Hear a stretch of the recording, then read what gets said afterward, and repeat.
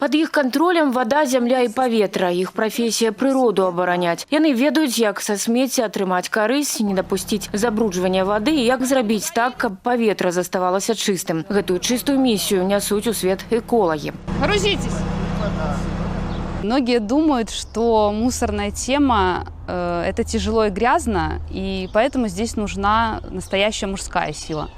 Но в нашем деле женщины – это не исключение, а наоборот – четкий и надежный контроль. У миниатюрной брюнетки Татьяны под контролем не только чысціня и утульность хатняга очага, але и усей Гомельщины. В природоохранной службе я работаю достаточно давно. И все эти годы мое направление – это обращение с отходами. С нашей помощью совершенствуется законодательство. С каждым годом оно становится все более эффективным. Безусловно, мы выезжаем и на полигоны, и на свалки. Снимаем каблуки, обуваем резиновые сапоги, и это не мешает оставаться нам женщинами.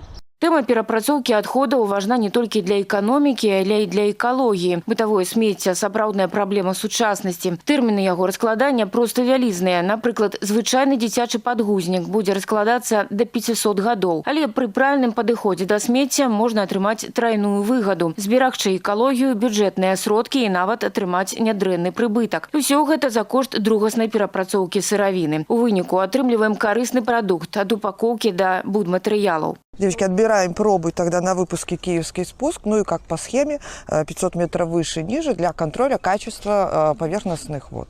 Водная стихия у эколагаў под асаблівым контролем. На Гомельскую область припадае больш за палову рачнога сцёку Беларусі – целых 54%. Стан паверхневых вод характарызуецца як добры, каб падтрымліваць вынік наладжаны водоочищальный процесс. На территории Гомельской области осуществляется сброс сточных вод в поверхностные водные объекты через почти 200 выпусков. Это выпуска хозяйственно-бытовых, производственных и поверхностных сточных вод.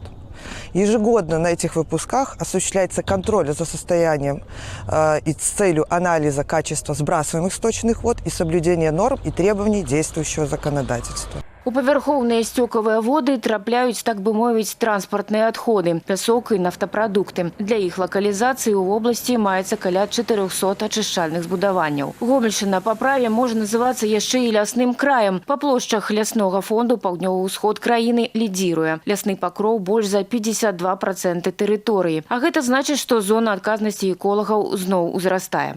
Непосредственно задачи по контролю за территориями, за наведением порядка, за пресечением нарушений, скажем так, в полевых условиях и, соответственно, проведением всех административных процессов, расчета вреда, причиненного окружающей среде, отстаивания наших интересов в судах. Все это возлагается на инспектора.